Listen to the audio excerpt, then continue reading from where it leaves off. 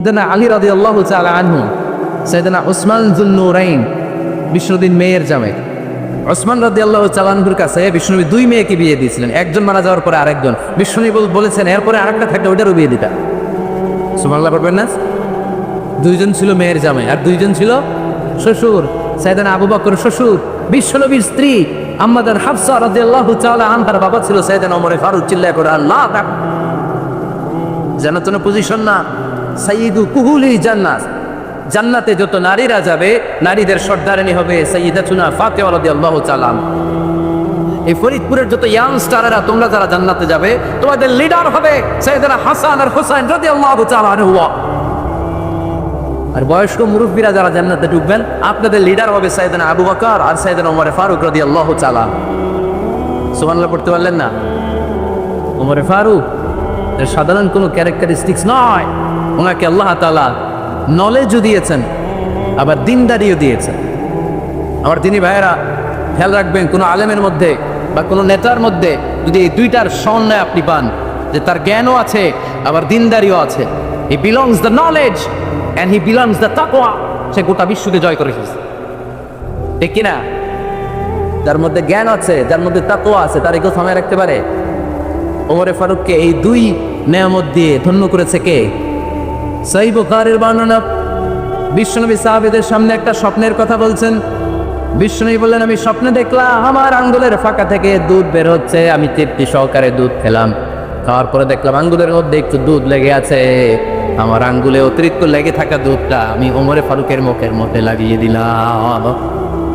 সাহাবারা বললেন, ইয়া রাসূলুল্লাহ, ইয়া হাবিবাল্লাহ, মাযা আওয়ালতা বিহি, এই স্বপ্নের আপনি কি ব্যাখ্যা করলেন, আমরা তো বুঝলাম না। বিষ্ণুনবী বললেন, আওয়ালতু বিহি আল ইলম, আমি এই দুধ দিয়ে জ্ঞানের ব্যাখ্যা করেছি, কারণ ওমরকে আল্লাহ যেই জ্ঞান দিয়েছে গোটা বিশ্বের কাউকে এত জ্ঞান দেয় না। এজন্য স্বপ্নে যদি কেউ দেখেন যে আপনি দুধ খাচ্ছেন, তার মানে আল্লাহ তাআলা আপনার জ্ঞান বাড়ায় দিয়ে।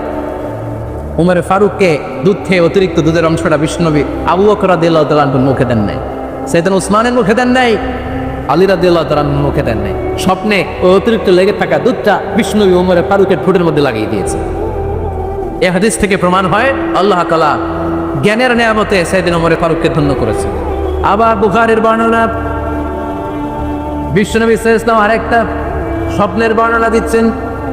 তিনি বললেন, তোমাদের সবাইকে স্বপ্নে আমার সামনে দাঁড় করানো হলো। আমি দেখলাম তোমাদের কারো জুব্বা নাভি পর্যন্ত, কারো জুব্বা হাঁটু পর্যন্ত, কারো জুব্বা টাকনু পর্যন্ত। ওমরে ফারুককে যখন স্বপ্নে আমার সামনে দাঁড় করিয়ে দেয়া হলো, আমি দেখলাম ওমরের জুব্বা এত লম্বা, ওমর টেনে হিচড়ে তার জুব্বা নিয়ে সামনে হেঁটে যাচ্ছে। সাহাবারা বললেন, ফামাযা আওয়ালতা বিহি ইয়া রাসূলুল্লাহ, ও আল্লাহর রাসূল, এই স্বপ্ন দিয়ে আপনি কি বোঝাতে চাইলেন, আমরা কিছু বুঝলাম না। বিশ্বনবী বললেন, আউয়ালতু বিহি হাদিস, আমি এই হাদিসের দ্বারা দিনের ব্যাখ্যা করলাম, যার জামা যত লম্বা তার দিনদারি তত বেশি। সুবহানাল্লাহ, আসতে পারেন। স্বপ্নে দেখলেন কোন সাহাবীর জুব্বা নাভি, কোন সাহাবীর হাঁটু, কারোটা টাকনু, কিন্তু ওমরে ফারুকের জুব্বা এত লম্বা, ইয়াজুরু সাওবাহু, তিনি তার জুব্বা টেনে হিচড়ে যাচ্ছেন। বিশ্বনবী বললেন, এটা দ্বারা দিন, আমি তাকওয়া, দিনদারি, তাকওয়া, এটার ব্যাখ্যা করেছি। তার মানে ওমরে ফারুকের তাকওয়ার সামনে সব তাকওয়া পানি হয়ে যাবে। কোন সুবহানাল্লাহ। আল্লাহ তাআলা সাইয়েদনা ওমরে ফারুককে দিনের জ্ঞান দিয়েছেন, তাকওয়া দিয়েছেন। যুবক ভাইরা, যাকে আল্লাহ তাআলা দিনের জ্ঞান দেয়, যাকে আল্লাহ তাআলা তাকওয়ার এই গুণ দিয়ে সমৃদ্ধ করে, তার জন্য গোটা বিশ্বের সব দরজাগুলোকে ওপেন করে দেয় কে? কত বড় মুত্তাকি ছিলেন সাইয়েদনা ওমরে ফারুক। মদিনার সমাজে কয়জন মুনাফিক ছিল বিশ্বনবী ছাড়া কেউ বলতে পারতেন না। বিশ্বনবী কোন সাহাবীকে মুনাফিকদের লিস্ট দিয়ে যান নাই, একজন সাহাবী ছাড়া। দেখি কেউ বলতে পারেন কিনা ওই সাহাবীর নাম? কি নাম? হুযায়ফা ইবনুল ইয়ামান রাদিয়াল্লাহু তাআলা আনহু। ওনাকে বলা হতো সাহিবু সিররি রাসূলিল্লাহ, আল্লাহ রাসূল সাল্লাল্লাহু আলাইহি ওয়াসাল্লামের গোপন তত্ত্বের ধারক বাহক। সুবহানাল্লাহ বলেন না?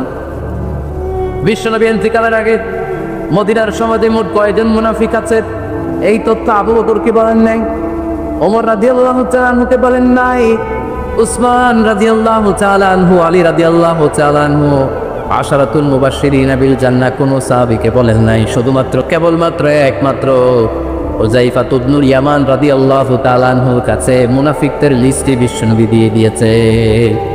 সুবহানাল্লাহ। মদিনায় কারা কারা মুনাফিক কেউ জানতো না হুযায়ফা ছাড়া। কে ছাড়া? নামটা আজকে মুখস্থ করে, যাতে অন্য কোনো ওয়াজে কেউ জিজ্ঞেস করলে বলতে পারে। মুনাফিকদের লিস্ট যে সাহাবীর কাছে বিশ্বনবী দিয়ে গিয়েছিলেন, সাহাবীর নাম কি? না, নামটা কেমন লাগে? ভালো লাগে? অনেকে আমার জিজ্ঞেস করে, হুজুর আমার ছেলে হবে আগামী মাসে, একটা নাম দেন। নাম দিয়ে দিলাম হুযায়ফা। যাদের হবে ছেলে, এলাকায় যাদের নেক্সট কয়েক মাসে ছেলে হবে, খালি হুযায়ফা চলবে। কি চলবে? ভাল লাগে? নামটা ভাল লাগে? রাইখেন, অনেক সুন্দর নাম। উনি জানতেন মুনাফিক কারা। দেখেন ওমরে ফারুকের তাকওয়ার লেভেলটা কত হাই। ওমরে ফারুক একদিন হুযায়ফা রাদিয়াল্লাহু তাআলার কাছে গেলেন, যে বললেন, হুযায়ফা, বিশ্বনবী ইন্তেকালের আগে মুনাফিকদের নামের লিস্টটা কারো কাছে দেয় নাই, আমার জানা নাই, সাইয়েদনা আবু বকরের জানা নাই, কোনো সাহাবীর জানা নাই, তুমি ছাড়া। আমি তোমার কাছে জানতে চাই, আমি ওমরের নামটা ওই মুনাফিকদের খাতায় আছে কিনা আমার একটু বলো। আমার ওমরের নামটা ওই মুনাফিকদের লিস্টিতে একটু আছে কিনা, নামটা একটু বলো। যদি থাকে আমি ভালো হয়ে যাব। আমি নেফাকে দূর করে পাক্কা মুমিন হতে চাই। আমার নাম যদি মুনাফিকের লিস্টে থাকে আমি তো শেষ। হুযায়ফা চোখের পানি ছেড়ে দিয়ে বলে, আমিরুল মুমিনিন, কেমন প্রশ্ন করলেন আপনি? আপনি বিশ্বনবীর শ্বশুর, এই উম্মতে আপনার পজিশন 3 নাম্বার। আপনারে মুনাফিকরা ভয় পায়, শয়তান আপনারে ভয় পায়। আপনি জান্নাতে সব বয়স্ক লোকদেরকে নিয়ে জান্নাতের মধ্যে আগে আগে ঢুকবেন, কেমন করে মুনাফিকদের কাতারে আপনার নাম থাকতে পারে? ওয়া সুবহানাল্লাহ। কি বিনয়ী, কি তাকওয়া। হুযায়ফাকে যে ধরতেন, হুযায়ফা একটু বলো না আমার নামটা মুনাফিকদের লিস্টিতে আছে কি? ওমরে ফারুকের যদি এই টেনশন থাকে যে আমি মুনাফিক হয়ে গেলাম কিনা, আমাদের এই টেনশন থাকার দরকার আছে না নেই? হ্যাঁ, যেন সব সময় আল্লাহর কাছে দোয়া করতে হবে, আল্লাহ তুমি নেফাকি থেকে আমাদেরকে বাঁচাও। আর জোরে পড়ে না আমি। আপনারা ওঠা বসা শুরু করলেন কেন? অনেক রাত হয়ে গেছে তাই? হ্যাঁ, শেষ করে দেই তাহলে না? যে অনেকের কষ্ট হচ্ছে মনে হচ্ছে। হ্যাঁ, এক নম্বরে যাচ্ছে এটা সব মুখস্থ দেখি। হ্যাঁ, 1 নাম্বার, 2 নাম্বার, 3 নাম্বার। 1 নাম্বার হইল পেশাব টানা, 2 নাম্বার পায়খানা, 3 নাম্বার নাকি এইটা।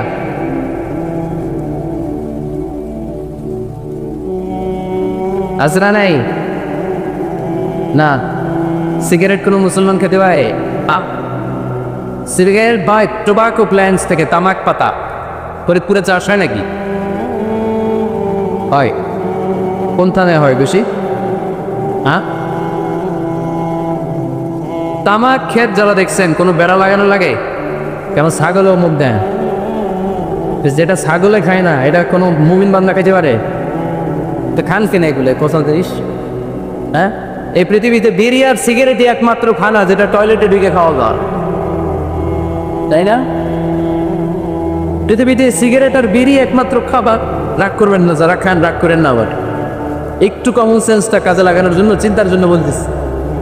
এটাই পৃথিবীর একমাত্র খাবার যেই খাবারের গায়ে এই খাবারের বদনাম লেখা থাকে। স্মোকিং কজেস ক্যান্সার, ধূমপান কর্কট রোগের কারণ, ধূমপান স্বাস্থ্যের পক্ষে ক্ষতিকারক লেখা থাকে না? আচ্ছা, ধরেন ফরিদপুরে একটা কোম্পানি নতুন চানাচুর বের করছে, ওই চানাচুরের গায়ে লেখা এই চানাচুর খাওয়ার 1 ঘন্টার মধ্যে বমি শুরু হবে আর ডায়রিয়াও খাবে। কি কইবে? তুই খা। দোকানদারে কি দেবে? তুই খা, তোর বমি হোক, তোর 14 গোষ্ঠীর ডায়রিয়া হোক, আমি টাকা দিয়ে এগুলো কিনবো না, ঠিক কিনা? কারণ এই প্রোডাক্টের গায়ে এই প্রোডাক্টের বদনাম লেখা, এটা আমরা কিনবো কেন? কিন্তু সিগারেটের উপরে সিগারেটের বদনাম লেখা থাকার পরেও আমরা খাই, টয়লেটে বসে খাই। এটার মধ্যে একটা পয়জন আছে, এটাকে বলে স্লো পয়জন, নিকোটিন। এটা আপনার লাং, ফুসফুসকে শেষ করে দিবে। Slow poison. সিগারেট খাওয়া অনেকটা আত্মহত্যার স্বামী। বিষ খেলে সাথে সাথে মরে, সিগারেট খেলে দুকে দুকে মরে। আর সিগারেট থেকে হেরোইন, গাঁজা, পেনসিডিল, ইয়াবা, মেরিজুয়ানার পক্ষে মানুষ পর বাড়ায়, তা বাড়া, তাই না? এগুলো খাবেন না। বলা চুপ ওয়াইদি কুমিল্লা তাহলুতা, নিজে নিজেকে স্বেচ্ছা ধ্বংসের দিকে ঠেলে দিও না। জীবনটা অনেক সুন্দর, জীবনটা অনেক রঙিন, আল্লাহ দে, জীবনটাকে উপভোগ করার দরকার আছে না নাই? এই জন্য সিগারেটকে এই ফরিদপুরের প্রোগ্রাম থেকে আমরা আজকে নো বলে দিলাম। কি বলে দিব? আওয়াজ করে সবাইকে আমরা সবাই একসাথে বলবো সিগারেটকে কি বললাম, মনে থাকবে? মাহফিলের প্যান্ডেল থেকে বাইর হয়ে আবার ইয়েস, হ্যাঁ না ইয়েস করা যাবে না। সিগারেটকে কি বললাম? নো। ওমরে ফারুক রাদিয়াল্লাহু তাআলা আনহু আমাদের সুপার হিরো, আমাদের সবাই বলেন আমাদের, উনি কত বড় সুপার হিরো শুনে। উনি জুমার খুতবা দিচ্ছেন, কি দিচ্ছেন? মসজিদে নববীতে খুতবার মাঝখানে হঠাৎ বললেন, ইয়া সারিয়াতাল জাবাল, ইয়া সারিয়াত ইবনে জানিমিল জাবাল। এই কথা বলেই আবার খুতবা দিতে শুরু করলেন। ওনার এই ইয়া সারিয়াত ইবনে জানিমিল জাবালের সাথে আগের কথার উপরই মিল নাই, পরের কথারও কোনো মিল নাই। জুমার নামাজের পর মুসল্লি সাহাবারা দুললেন, বললেন ইয়া আমিরুল মুমিনিন। খুতবার মাঝখানে হঠাৎ করে ইয়া সারিয়াত ইবনে জালিমিল জাবাল বলে আপনি চিৎকার করলেন কেন? আপনার এই বাক্যের সাথে আপনার খুতবার আগের বাক্যের কোনো মিল নাই, আপনার খুতবার পরের বাক্যের কোনো মিল নাই। এই কথা আপনি কারে বললেন, কারে উদ্দেশ্য করে বললেন? এই কথার তাৎপর্য কি আমাদেরকে বুঝিয়ে বলে। ওমরে ফারুক বলেন, আমি যখন খুতবা দিচ্ছি আমি দেখতে পেলাম ওই যে কয়েক মাস আগে আমি আবার মুসলিম সেনাবাহিনী পারস্য আক্রমণের জন্য পাঠিয়েছি বর্তমান ইরানের ওই বিশাল এলাকাতে পারস্যে আমি আমার ব্যাটালিয়ন পাঠিয়েছি। আমি হঠাৎ করে দেখতে পেলাম আমার মুসলিম বাহিনীর সেনাপতি যুদ্ধের এক পর্যায়ে তার ডানে আছে উপত্যকা, বায়ে আছে পাহাড়, সে পাহাড়ি রাস্তা ছেড়ে দিয়ে উপত্যকার দিকে যেতে শুরু করেছে। আমি দেখতে পেলাম আমার মুসলিম বাহিনী যদি উপত্যকার দিকে ছুটে বেড়ায়, কাফির মুশরিকরা আমার মুসলিম বাহিনীকে কচুকাটা করে ফেলবে। তাই আমি এখান থেকে তাদেরকে কমান্ড দিয়ে বলেছি, ইয়া সারিয়াতাল জাবাল, উপত্যকার দিকে নয় পাহাড়ের দিকে যাও, তাহলেই তোমাদের বিজয় নিশ্চিত হয়ে যাবে। উপত্যকার দিকে যেও না, ইলাল জাবাল, ইলা সারিয়াতিল জাবাল, পাহাড়ের দিকে ছোট। সাহাবারা অবাক, ঘটনা কি? উনি বসে আছেন মদিনার মসজিদে নববীর মিম্বারে দাঁড়িয়ে, উনি যদি ইয়া সারিয়াতাল জাবাল বলে এটা কি ইরানে যাবে নাকি? ও মিয়া, তখনকার সময়ে বর্তমানের মতো মোবাইল ছিল নাকি, ইন্টারনেট ছিল নাকি, কিছু ছিল? খালি মুখে আমি যদি বলি ইয়া সারিয়াতাল জাবাল, এটা ইরানে যাবে, ইন্ডিয়ায় যাবে, ঢাকাইতে যাবে, ফরিদপুর শহরে তো বসবে না, ঠিক কিনা? কিন্তু এটা আমিরুল মুমিনিন বিশ্বাসী সাহাবারা বিশ্বাস করে নিল। কিছু মুনাফিক ছিল, এরা কয় না জামেলাস, এটা তো সম্ভব না। এক কাজ করি, এই সেনাপতি যখন বিজয়ী বেশে মদিনায় ফিরে আসবে আর আমরা তরুণ, এরা দিন গুনতে লাগলো এই সেনাপতি মুসলিম বাহিনী নিয়ে পারস্য জয় করে কবে ফিরে আসবে। এই মুনাফিকের দলগুলো কখনো সেনাবাহিনীকে অভ্যর্থনা জানাতে যেত না, কিন্তু এইবার সবার আগে মদিনার উপকণ্ঠে যে সেনাপতিদেরকে অভ্যর্থনা জানানোর জন্য ফুল নিয়ে রেডি। ওই ফুল নিয়ে দাঁড়ায় সেনাপতি ঢুকার সাথে সাথে ধরছে, সেনাপতি কোথেকে আসছে? পারস্য জয় করে আসছে। এমন এমন দিন, জুমার দিন দুপুরবেলা যুদ্ধের মাঝখানে আমিরুল মুমিনিনের কণ্ঠের কোন কথাবার্তা শুনছো নাকি? সেনাপতি অবাক, তোমরা জানলে কেমনে? শুনছি তো, সুবহানাল্লাহ বলবেন না? আমরা যুদ্ধে একটা ভয়ঙ্কর অবস্থার মধ্যে ছিলাম, পেছন থেকে শত্রু আমাদেরকে আক্রমণ করতে শুরু করে দিল। ডানে যাব না বায়ে যাব, সামনে যাব নাকি পেছনে যাব, রাস্তা খুঁজে পাচ্ছি না। ডান দিকে ছিল আমাদের উপত্যকার রাস্তা, বাঁ দিকে ছিল পাহাড়ি পথ। আমরা সোজা পথ হবে মনে করে উপত্যকার দিকে ছুটতে আরম্ভ করলাম। হঠাৎ করে আমিরুল মুমিনিনের কণ্ঠ বজ্র কণ্ঠে আমার কানের মধ্যে ভেসে আসলো। আমার মনে হলো আমিরুল মুমিনিন কেমন যেন আমাকে কমান্ড দিচ্ছেন আর বলছেন, ইয়া সারিয়াতাল জাবাল, ডান দিকে উপত্যকার পথে নয়, তাড়াতাড়ি পাহাড়ের দিকে সৈন্য বাহিনী নিয়ে উঠে যা। পাহাড়ের দিকে ডানে, this is wrong track and this is the right track. ওই দিন যদি ওমরে ফারুকের ওই গাইডলাইন, আমিরুল মুমিনিনের কমান্ড যদি আমি না শুনতাম, আজকে বিজয়ের বেশে ফিরতেও পারতাম না, ওদের চেহারাও তোমরা দেখতে পেত না। ওমরে ফারুকের ওই কমান্ড, ওই গাইডলাইন অদৃশ্য থেকে শোনার কারণে এই পারস্যের মধ্যে আমাদেরকে সেই যুদ্ধে বিজয় দান করেছে কে? দিস ইজ ওমরে ফারুক, দিস ফাকুদ। বিশ্বনবী বলতেন, ওমর মা লাকিয়াকা শাইতানু সালিকান ফাজ্জান ইল্লা সালাকা ফাজ্জান গায়রা ফাজ্জিক। ওমর, শয়তান ইবলিস যদি তোমার কোনো রাস্তা দিয়ে হাঁটতে দেখে, শয়তান ওই রাস্তা রেখে দিয়ে অন্য রাস্তা দিয়ে হাঁট। সুবহানাল্লাহ পানিতে দিয়ে বলে কে বলতেছে? বিশ্বনবী। কার ব্যাপারে? ওমরে ফারুকের ব্যাপারে। শয়তান যদি দেখে যে ওমরে ফারুক এই রাস্তা দিয়ে হাঁটতেছে, শয়তান ওই রাস্তা রেখে দিয়ে অন্য রাস্তা দিয়ে হাঁট। সুবহানাল্লাহ বলেন। রাত্রিবেলা আমরা আমাদের বাচ্চা ছেলে মেয়েদেরকে যখন খাওয়াই, বাচ্চারা খেতে চায় না, এরকম হয় আপনাদের ফরিদপুর এলাকায়? এই এলাকায় হয় নাকি? খেতে চায় না বাচ্চা, এই চকলেট দেখায়া, এই মিনা কার্টুন দেখায়া, এইটা সেইটা এগুলো সেগুলো বলে, গল্প টল্প বলে ভুলায় খাওয়ানো লাগে, তাই না? তারপরেও খায় না।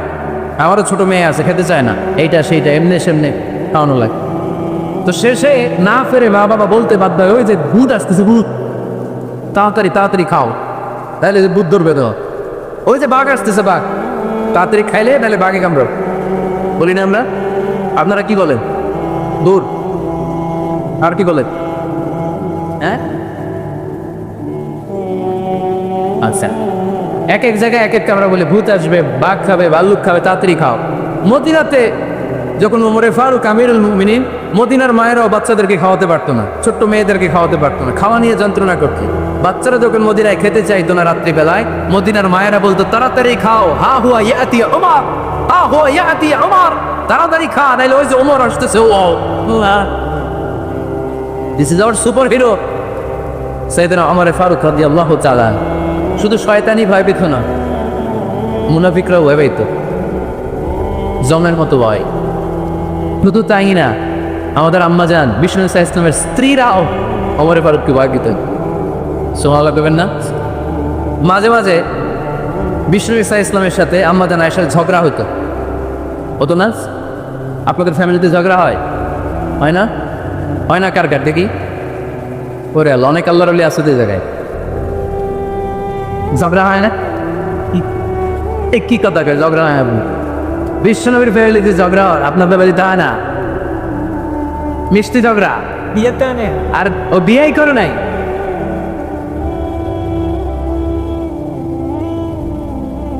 ঝগড়া তো হবেই, দাম্পত্য জীবনের মজাটাই তো এখানে। কখনো ঝগড়া, কখনো আনন্দ, একটু বৃষ্টি, একটু রোদ, একটু হাসি, একটু কান্না, ভালো লাগে, ভালোবাসা শেয়ার করে নেয়া, মিলেমিশে একাকার হয়ে যাও, ঠিক কি না? তো আল্লাহর হাবিব সাল্লাল্লাহু আলাইহি ওয়াসাল্লামের সাথে আম্মাজান আয়েশার ঝগড়া হতো। একদিন ঝগড়া হয়ে দুইজন রেগে আছে। খবরদার দুইজন রেগে থাকবেন না, আবার একজন রাগলে আরেকজন থেমে যাবেন, কারণ এই ছোট্ট ঝগড়া থেকে এটা অনেক সময় বিচ্ছেদের দিকে গড়ায়।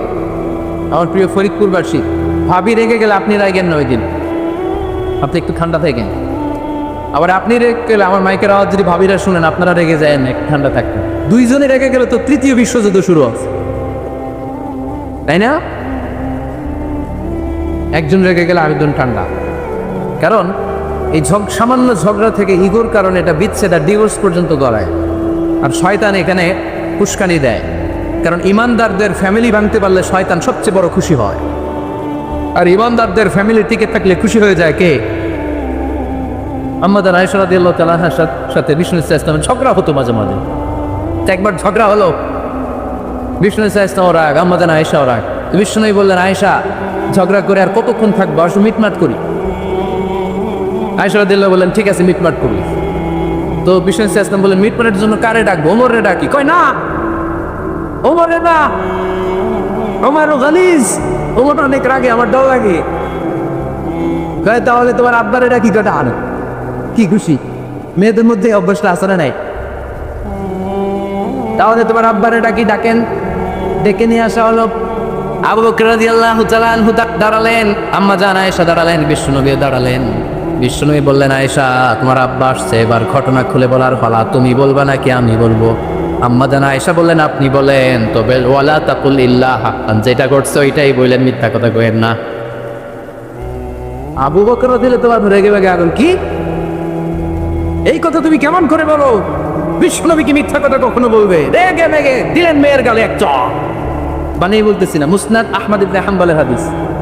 বাবা রাতের থাপ্পড়কে আম্মাজান আয়েশা উল্টে বললেন। সাইয়েদনা আবু বকর রাগে গড়গড় করছেন, আবার মারার জন্য তেড়ে গেলেন। এবার বাচ্চার জন্য আম্মাজান আয়েশা বিশ্বনবীর পিছনে যে আশ্রয় নিলেন, বিশ্বনবী বাঁচানোর জন্য দুই হাত মিলে দাঁড়িয়ে গেলেন, পড়েন সুবহানাল্লাহ। বিশ্বনবী যখন দুই হাত মেলে দাঁড়িয়ে গেলেন, সাইয়েদনা আবু বকর রাদিয়াল্লাহু আনহু থেমে গেলেন।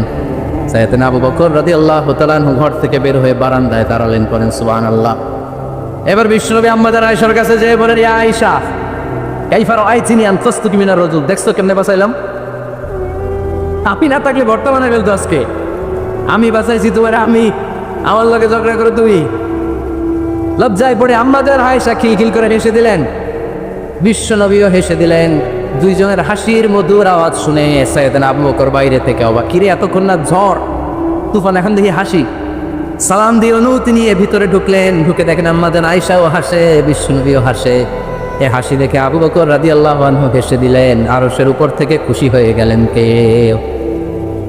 এবার সাইয়েদনা আবু বকর রাদিয়াল্লাহু তাআলা আনহু বললেন, ইয়া রাসূলুল্লাহ আশিকানি ফি সিলমিকুমা কামা আশরাকতুমানি ফি হারবিকুমা।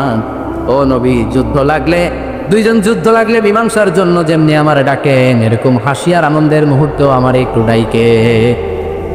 আশিকানি ফি সিলমিকুমা কামা আশরাকতুমানি ফি হারবিকুমা। নবী, আপনাদের মধ্যে ঝগড়া লাগলে সন্ধি করার জন্য আমারে যেমনি ডাকেন, আপনাদের হাসি খুশি আনন্দ খুনসুটি এই মজাদার মুহূর্তগুলোতে আমারে বঞ্চিত রাখেন না, আর একটু ডাইকেন। সুবহানাল্লাহ পড়েন।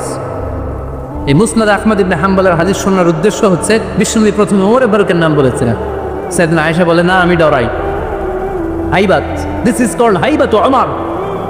একবার বিশ্বনবীর সব বিবিরা ধরলেন, ও নবী আমাদেরকে এটা দেন, ওইটা দেন, ঘরে এইটা নাই, ওইটা নাই, ওইটা নাই। বিশ্বনবীকে, আমার কাছে কিচ্ছু নাই, যদি এমনি আমার বউ হয়ে থাকতে চাও থাকো, তাহলে যা লাগতা না হলে যা লাগবে কিনে দেবো, সাথে সাথে তালাকও দিয়ে দিব, কিছু দিতে পারবো না, আমার নাই তো সামর্থ্য নাই। কিন্তু বিবিরাও ছাড়া না, এটা দেন ওইটা দেন। বিশ্বনবী রহমতের নবী, বিবিদেরকে বুঝাতেও পারেন না, বিবিরা আবদার করতেছে, নবী এটা লাগবে ওইটা লাগবে।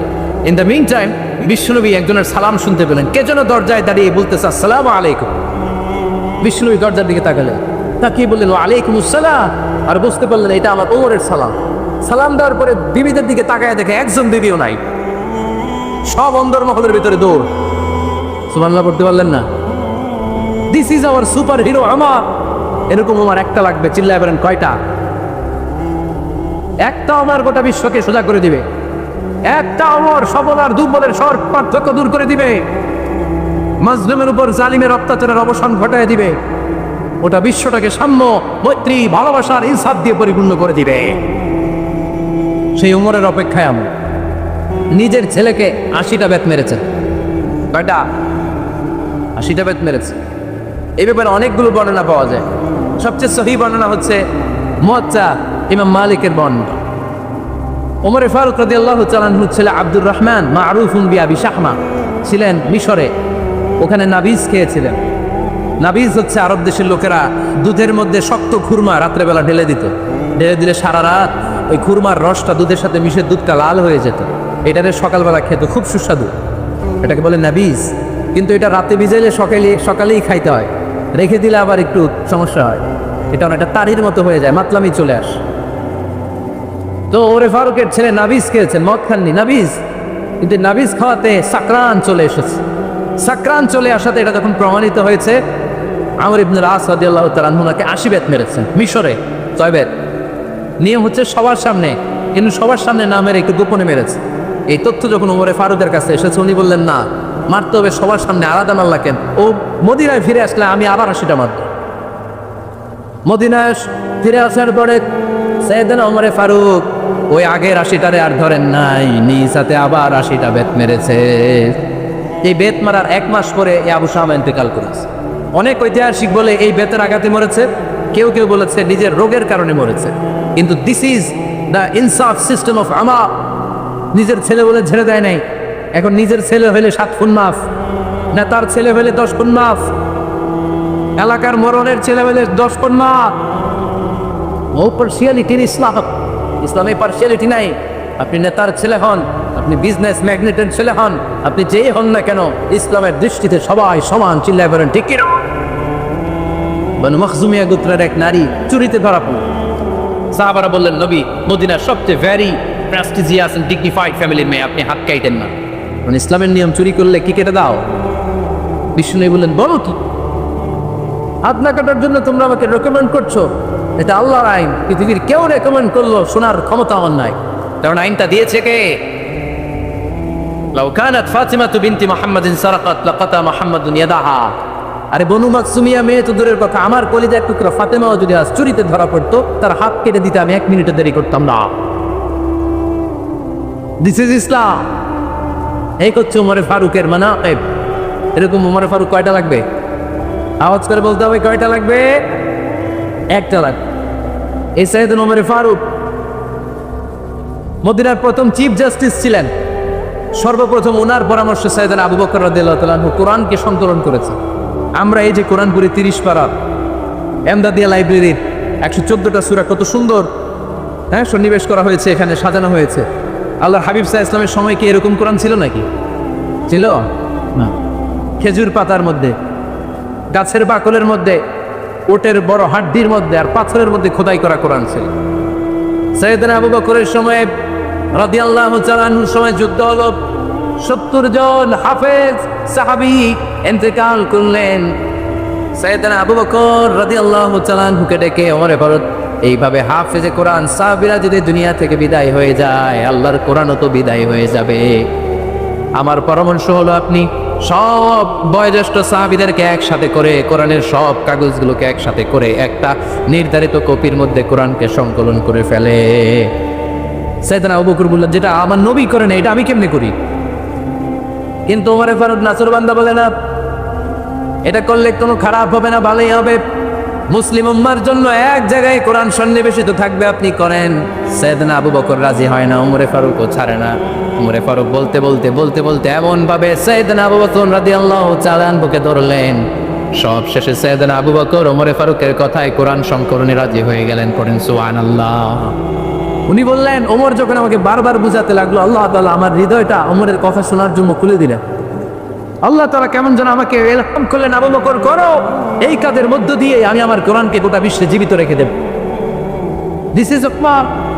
এই যে আমরা হিজরি সনের যে আমরা গণনা করি, এই হিজরি সনের প্রবর্তক হচ্ছে সাইয়েদনা ওমরে ফারুক। সুবহানাল্লাহ নাই? আপনাদের মনোযোগ আসছে না গেছে? কই ঘুমাই গেলেন মনে হয়? তাকবীর দেন তো একজন আওয়াজ করে।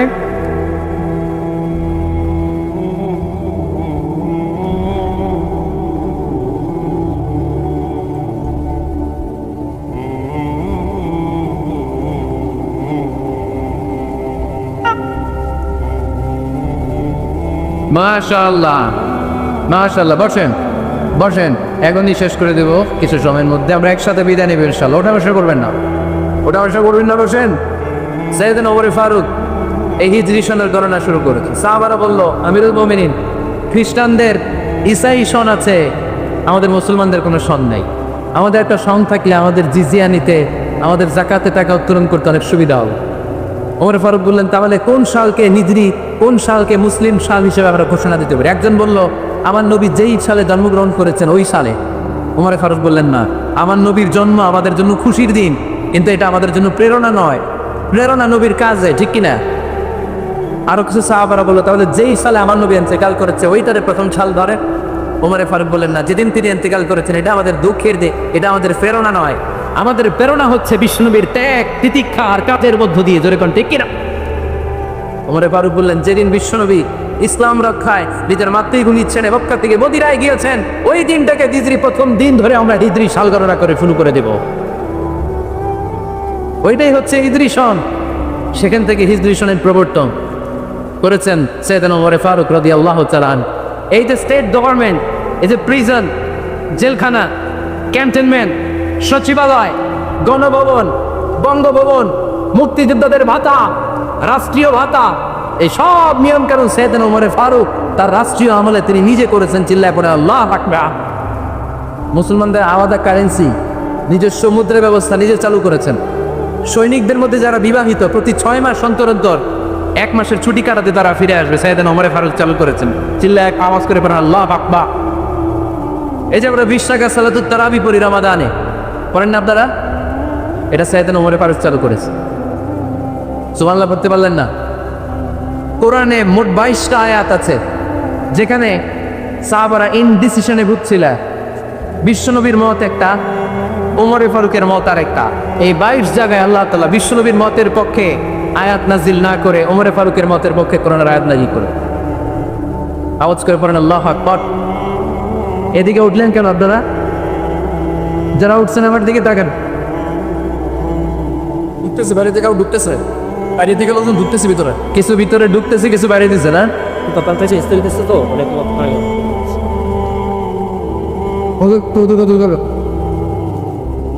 সাইয়েদনা ওমর ফারুক, আমরা সাহাবীদের জীবন চরিত পড়তে চাই না? কত যে অনুপ্রেরণামূলক দৃষ্টান্ত সাইয়েদনা ওমর ফারুক আমাদের জন্য রেখে গিয়েছে। ওমর ফারুক যখন খলিফা, দিনের বেলায় যদি রাষ্ট্রে কোনো নিয়ম জারি করতেন, দিনের বেলায় জনগণকে কোনো বিষয়ে যদি নিষেধ করতেন, রাত্রেবেলায় খাওয়ার সময় ফ্যামিলি মেম্বারদের সবাইকে বলতেন, এই দিনের বেলা আমি জনগণকে এই কাজ করতে নিষেধ করেছি, তোমরা আমার ফ্যামিলি মেম্বার, খবরদার তোমরা এই কাজ করো না। জনগণ করলে যতটুকু শাস্তি, তোরা করলে পাবি ডবল শাস্তি। সুবহানাল্লাহ কইবেন না?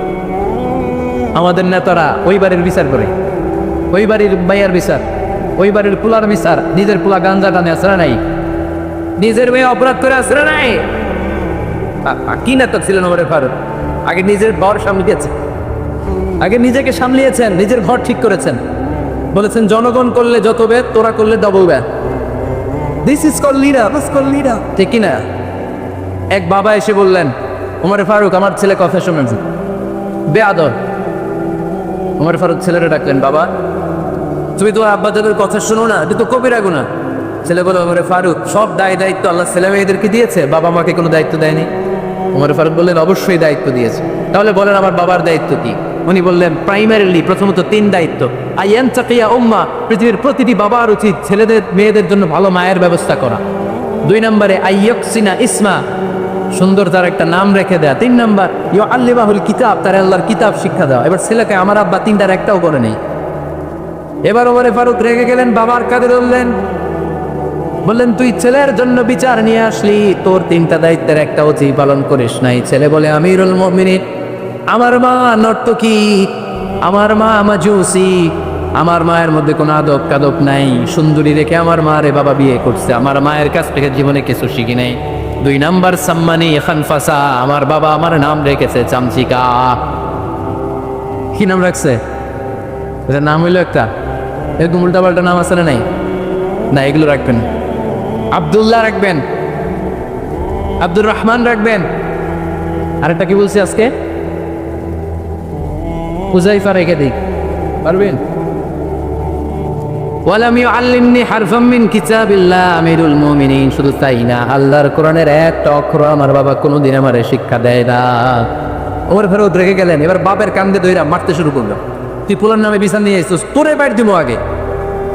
এরকম নেতার দরকার আছে না নাই? এক সাহাবী সালাত পড়ছিলেন, সালাত পরে আল্লাহর হাবিব সাল্লাল্লাহু আলাইহি ওয়াসাল্লামের কাছে আসলেন। আল্লাহ রাসূল বললেন, সাল্লি ফাইন্নাকা লাম তুসাল্লি, রিপিট ইউর সালাহ because you didn't offer your সালাহ ইন এ কারেক্ট ওয়ে। আবার নামাজ পড়া হয়নি। সাহাবী যে আবার পড়লেন, আবার আসলেন, আল্লাহর হাবিব বললেন আবার পড়া হয় নাই।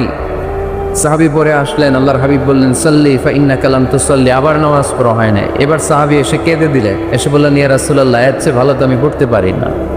আল্লাহর হাবিব জড়িয়ে ধরলেন আর বললেন, আসো শিখিয়ে দেই কেমন করে সালাত পড়বে। সালাতে কোনো তাড়াহুড়ো করবে না। রুকুতে যখন যাবে তোমার পিঠটা হবে স্ট্রেইট ফরওয়ার্ড, স্ট্রেইট ফরওয়ার্ড। রুকু থেকে সোজা হয়ে দাঁড়াবে, 2 সেজদার মাঝখানে সোজা হয়ে বসবে। সিজদায় যখন যাবে রিল্যাক্স করবে। সালাতে কি করতে হয়? রিল্যাক্স। আমার সাথে সাথে সবাই আওয়াজ করে পড়েন, রিল্যাক্স। সালাতে রিল্যাক্স করবেন আপনি। তাড়াহুড়ো করতে পারবেন না, না। আল্লাহর হাবিব সাল্লাল্লাহু আলাইহি ওয়াসাল্লাম শিখালে কিভাবে সালাত পড়তে হয়। তার মানে এই নবীরে বাদ দিলে সালাত বোঝা যায়, এই নবীকে বাদ দিলে সিয়াম বোঝা যায় না। সিয়াম কেমন করে পালন করতে হয় এই নবী শিখিয়েছে। এই নবীকে বাদ দিলে হজ বোঝা যায় না, কারণ এই হাবিব বলেছেন, খুযু আন্নী মানাসিকাকুম, কেমন করে হজ করতে হয় আমার কাছ থেকে শিখে নাও। এ নবী এমন নবী, এ নবীরে বাদ দিলে জান্নাতে যাওয়া যাবে না, ঠিক কিনা? এজন্য এই হাবিবরে বাদ দেওয়া যাবে? আল্লাহর হাবিবের চাইতে শ্রেষ্ঠ কাউরে পাওয়া যাবে?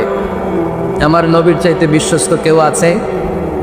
সে কোন বন্ধু বলো বেশি বিশ্বস্ত? সে কোন বন্ধু বলো বড় বিশ্বস্ত, কার কাছে মন খুলে দেয়া যায়, কার কাছে প্রাণ খুলে দেয়া যায়, হওয়া যায় অতি আশ্বস্ত, তার না আহমদ বড় বিশ্বস্ত। সুবহানাল্লাহ। ওনার চেয়ে বিশ্বস্ত গোটা দুনিয়ায় দ্বিতীয় কাউকে খুঁজে পাওয়া যাবে। এজন্য উনি যা নিয়ে এসেছেন ওইটাই আমাদেরকে ধরতে হবে, because he is our model. তিনি আমাদের সেলিব্রিটি, তিনি আমাদের মডেল। তিনি যেমন যেমন করেছেন তেমন তেমন করলে লাভ না লস? আওয়াজ করে বলতে হবে লাভ না লস। এজন্য আল্লাহর হাবিব সাল্লাল্লাহু আলাইহি ওয়াসাল্লামের আদর্শই আমাদের আদর্শ, ঠিক কিনা?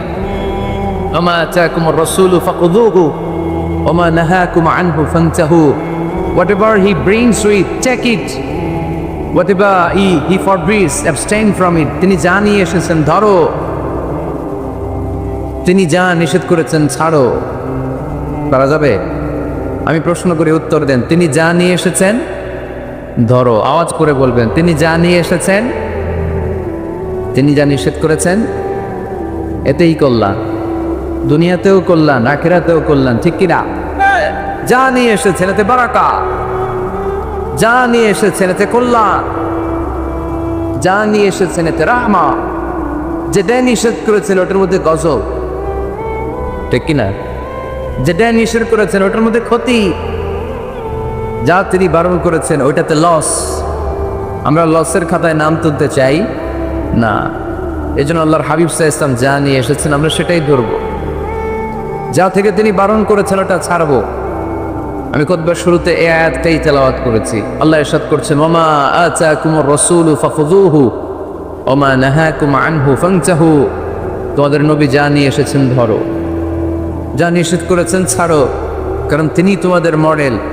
আমাদের মডেল কোনো কবিরা না, আমাদের মডেল হচ্ছে নবীরা, ঠিক কিনা? নায়ক নায়িকা, গায়ক গায়িকা, ক্রিকেটার, বিজনেস ম্যাগনেট এরা আমাদের মডেল নয়।